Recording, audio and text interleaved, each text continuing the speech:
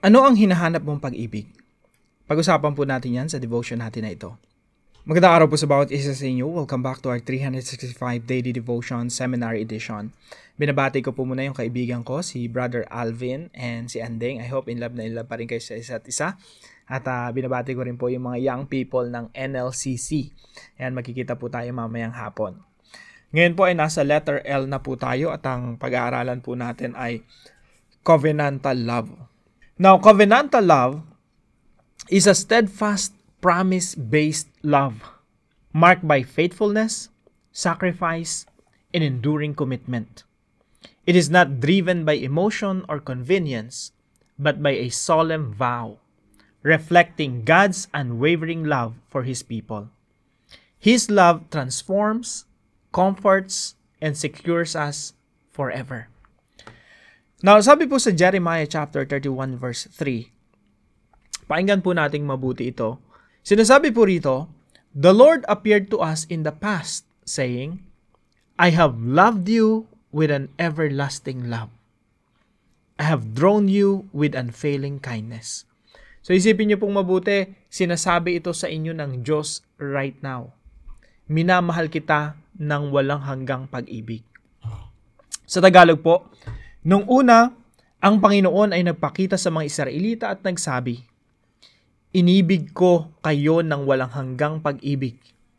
Sa kagandahang loob ko, pinalapit ko kayo sa akin." Now, ito po yung ilan sa mga katuruan po natin ngayong araw. Number 1, covenantal love is a promise. Now, kung naghahanap tayo ng pag-ibig sa tao, madalas po mabibigo tayo, no? Kung hahanapin mo yung satisfaction, kahit yung asawa mo, almost perfect na, no? Ang ganda-ganda, ang gwapo-gwapo, ang bait-bait, sobrang thoughtful, sobrang mapagmahal, bibiguin at bibiguin ka pa rin yan. Ang nag-iisa lang na hindi bibigo sa iyo ay walang iba kundi ang Diyos. Siya lang yung magsasabi sa iyo ng, "I have loved you with an everlasting love," nang hindi pumapalya. At pinapatunayan talaga ng Diyos yun, araw-araw. Now, yung covenantal love po ng Diyos, yung pag-ibig ng Diyos sa atin, ito po ay pangako. Promise. Ito po ay unilateral. Mula sa puso ng Diyos, sinasabi ng Diyos sa atin, maging sino ka man. Kahit ano pang mangyari. Kung naalala niyo po yung isang prodigal son, no, sa Bible, hiningi niya yung mana niya, samantalang buhay pa yung tatay niya. Ang equivalent nun, parang sinabi mo sa tatay mo na mas mabuting mamatay ka na, no? Hiningi mo yung mana mo habang buhay pa yung tatay mo, tapos winaldas mo yung pera, tapos babalik ka sa tatay mo. Kung yung love nung tatay ay based sa performance, bagsak na bagsak talaga yung anak. Pero yung pagmamahal ng ama, ito ay based sa isang pangako, sa isang commitment, sa isang pangako na mamahalin kita kahit ano pang mangyari sa'yo. Kahit tumalikod ka pa sa akin, kahit waldasin mo pa yung salapi na minana mo sa akin. Yung pag-ibig po ng Diyos, ganun unilateral, promise, pangako. In fact, minahal tayo ng Diyos sa mga panahon na hindi tayo kamahal-mahal. And God's love is not based on performance. It is based on promise. Yan po yung covenantal love. Isipin niyo po, kung ikaw ay isang anak, tapos mahal ka ng magulang mo based on performance. Kailangan masunurin ka, kailangan nag-excel ka sa klase, top ka sa eskwelahan, first honor ka, kailangan laging proud sa yung nanay at tatay mo. Isipin nyo kung based on performance, lagi ka na lang merong anxiety na mahal pa ba ako ng magulang ko kapag nabibigo ako, pag pumapalpak ako. Salamat na lang kasi most parents, they love their children. Siguro mga 99.9%, no? They love, or 90%. I know, I'm not sure, no? Pero most parents, they love their children based on promise, not on performance. Napakahirap nun. Salamat sa Panginoon kasi yung pagmamahal niya sa atin based on promise. Kahit sino ka pa, kahit pumalpak ka pa. In fact, sabi ko nga, kahit nung sa mga panahon na makasalanan tayo, malayang-malaya tayo sa Diyos, gumagawa tayo ng mga makamundong bagay, mga panahon na yun, minamahal ka ng Diyos. Even now, minamahal tayo ng Diyos. God's love is not based on performance. It is based on promise. His promise to love you with an everlasting love. Pangalawa po, covenantal love is a commitment. Yung covenantal love po, ito po ay pangako na may kasamang commitment. No? Ibig sabihin, ipaglalaban ko yung aking pag-ibig. Salamat kasi pinaglaban tayo ng Diyos eh. Hindi tayo sinukuan ng Diyos. Alam niyo po nangyayari dito sa Jeremiah chapter 31. Yung bayan ng Israel, yung Judah, kagaya ng Israel, yung Northern Kingdom, na sumamba sa Diyos-Diyosan, hindi lang isang Diyos-Diyosan, maraming mga Diyos-Diyosan, and punong-puno ng injustices yung kanilang bayan, na yung bayan ng Israel, hindi na siya isang bayan na pinaghaharian ng Diyos. Yung hindi na nagre-reflect yung glory ng Diyos sa kanyang bayan. Yung bayan na punong-puno ng korupsyon, injustices, panlalamang sa kapwa, panlalamang sa mga orphans and widows. Yun po yung nangyayari dito sa Jeremiah 31. On top of that, meron na silang ibang mga Diyos-Diyosan na pinagsasasamba. Pero even though at that point in time, hindi sila sinukuan ng Diyos, sa halip, dinisiplina sila. Okay, sige, papalayasin ko kayo sa sarili kong bayan, pero hindi ko kayo pupuksain. Meron pong verse niyan sa Lamentation. Sabi po ron, because of the Lord's great love, we are not consumed. His love and mercy, they are new every morning. Great is thy faithfulness.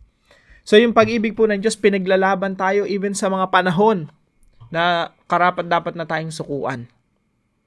Yung pag-ibig ng Diyos hindi nagki-quit, laging nagko-commit, and He commits every day. Pangatlo po, covenantal love is sacrificial. Yung pag-ibig po sa atin ng Diyos, hindi po yung parang libre na pag-ibig, yung, okay, I will love you but my love cost me nothing. Yung pag-ibig po ng Diyos, dahil mahal tayo ng Diyos, kailangan yung maipakita sa pamamagitan ng sakripisyo ng Panginoong Jesucristo dun sa krus. So, God's love cost Him His one and only Son, the Lord Jesus Christ. At yung pag-ibig ng Diyos sa atin, pag-ibig ng ating Panginoong Jesucristo para sa atin, yung sarili niya, ibinigay niya, at hinayaan niyang mamatay doon sa krus ng Kalbaryo sa ikapapatawad ng ating mga kasalanan. Yan po yung pag-ibig ng Diyos. Yan po yung commitment ng Diyos. Yan po yung sakripisyo ng Diyos. Na yung Diyos nagkatawang tao at napako sa krus. So, God's love is costly. Hindi po siya libre na binigay sa atin. Meron po siyang cost. Mabigat sa Diyos yung pag-ibig niya sa atin. Dahil yung pag-ibig niya sa atin, pinakita niya even to the point of dying on the cross. Ganito po yung ipinakitang pag-ibig sa atin ng Diyos na right now, we ought to love others with the same love we have experienced from God. Meron po tayong responsibilidad na mahalin yung kapwa natin ng katulad ng pag-ibig ng Diyos sa atin. Isipin niyo po mabuti, napakasarap lasapin ng pag-ibig ng Diyos. It's a promise. It's not based on performance. It's a commitment. God's covenantal love commits and does not quit. Yung covenantal love ng Diyos, it's sacrificial. Ang sarap damahin. Pero tanda natin, meron tayong responsibilidad ipakita yan sa ating kapwa. Mahalin ang ating kapwa. Kaya po, bilang application po dito sa ating pinag-aaralan ngayon, number 1, be a promise keeper. Kapag may sinabi ka, gawin mo. Bakit? Yung Diyos po kasi natin, ganon. Nung sinabi niyang mamahalin ko tong tao na to with an everlasting love, tinutupad ng Diyos yon. Now, sa mga kinasal na, no? I'm sure meron tayong mga wedding vows. Marami tayong mga pangakong sinabi doon sa altar. Isa na ako doon, no? Marami akong mga sinabi ro na may part pa doon na ipagluluto ko yung asawa ko araw-araw na hindi ka naman tinutupad, no? Minsan lang ako nagluluto. Kaya itong application na to para to sa atin lahat eh. Be a promise keeper. Yung Diyos natin, nung nangako, tinutupad. Tayo rin po. Dapat makilala tayo sa mga taong may isang salita. Alam niyo po, nakakahiya sa harapan ng mga tao, office mates natin, mga kapitbahay, na pag may sinabi tayo, hindi natin tinutupad. Alam niyo po, isang pagpapakita ng pag-ibig, yung may sinabi ka, gagawin mo. Magbabayad ako sa iyo ng utang. Babayaran ko talaga yung utang ko. No? Something like that. Number 2, be a committed lover. Yung pag-ibig ng Diyos sa atin, it's a commitment. Kinumit niya talaga yung sarili niya na mamahalin ko tong tao na to. Mamahalin kita, Russell, at lahat tayong nanonood ngayon, no? Mamahalin kita with an everlasting love. And it's a commitment. Hindi tayo sinukuan ng Diyos. Alam niyo po, may mga pagkakataon sa buhay natin na kasuko-suko na. No? May pagkakataon sa buhay na natin na pwede nga yung iba sa atin sinukuan na ng sarili niyang magulang, sarili niyang mga kapatid. Pero alam niyo po, yung pag-ibig ng Diyos sa atin, hindi sumusuko. And that's why we have to love others with the same kind of love. It's a commitment. Hindi po tayo nagbabase sa performance ng iba. Na okay, mamahalin kita, ito yung pangako ko sa'yo, mamahalin kita, ikukomit ko yung sarili ko, mamahalin ka, pero ito yung mga kondisyones. Alam niyo po, yung pag-ibig ng Diyos sa atin, unconditional. Kaya po, pag minahal din natin yung iba, kahit maging ano pa yung tao na yun, kahit maging sino man yung tao na yun, kahit kaibigan natin yun na nag-traitor sa atin, mamahalin pa rin natin. Because love is a promise. Unilateral. From the bottom of our hearts, mamahalin natin yung iba. Kahit traitor tayo ng ating mga mahal sa buhay, kaibigan, mga kasama sa negosyo, kahit traitor tayo ng pinakamalalapit na tao sa buhay natin, we have to love them. Kahit yung asawa mo pa, kumaliwa, yung asawa mo, let's say, nandito sa Pilipinas, nagkaroon ng ibang partner, tapos ikaw nasa ibang bansa, na-discover mo, even though at that point in time, you have to love the person who betrayed you. Tanong mga kapatid, ilang beses ba nating trinaidoran ang Diyos? Ilang beses ba nating talalikuran ng Diyos? Ilang beses ba nating sinaktan ng Diyos? Ilang beses ba tayong nangako sa Diyos at hindi natin tinutupad? Ilang beses ba tayong nagpakalayo-layo sa Diyos at trinaidor siya in so many ways? Pero yung love ng Diyos sa atin, it's based on His promise. It is based on commitment. Kaya po, we ought to love others with the same kind of love. And number 3 po, be a selfless giver. Alam niyo po, kapag ang isang mag-partner or mag-asawa, magkaibigan, kahit sa magkakaibigan lang, no? Pag yung kaibigan mo sobrang selfish, sobrang narcissist, na umiikot na lang yung mundo sa kanya, yung absorb ng benefit sa mga kaibigan, ang hirap pakisamahan. Parang gusto mo na lang i-kick out, no? Lalo na sa isang relasyon. Pag yung asawa mo sobrang narcissist na parang you're just there existing for him or for her. Para bang nandyan ka para paglingkuran yung asawa mo at para siyang narcissist. Mahal na mahal niya yung sarili niya na at the expense of others. Na kailangan i-supply mo lahat ng pangailangan niya. Kailangan di ka pumapalya. Kailangan bigyan mo siya ng kung ano mang hinihingi niya. Pag ganun ka selfish yung asawa mo, ang hirap pakisamahan eh.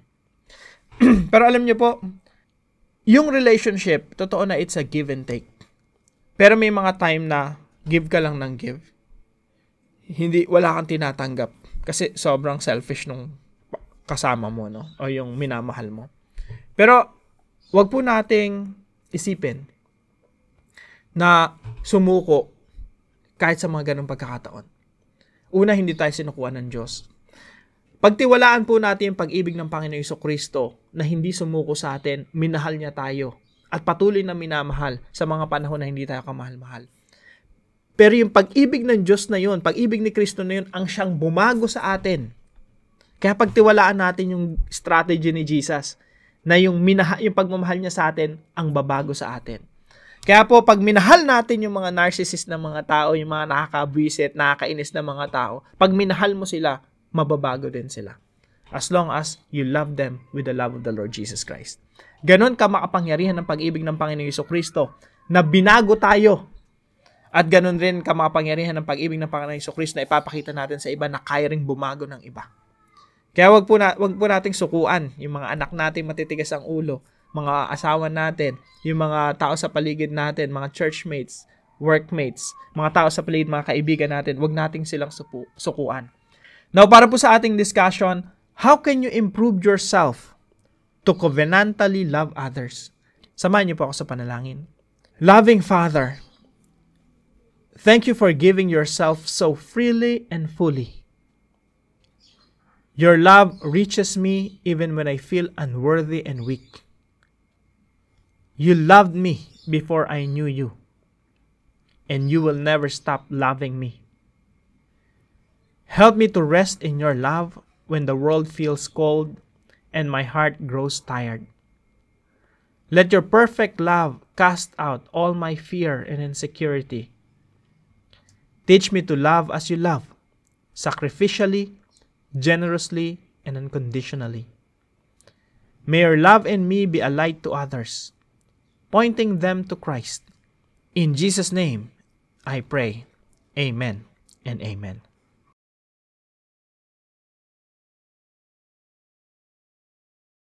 Maraming salamat po sa bawat isa sa inyo na kasama po natin dito sa ating daily devotion. Pagpalain po kayo ng ating Panginoon at magkita-kita po tayong muli bukas alas 5 ng umaga dito po sa ating daily devotions.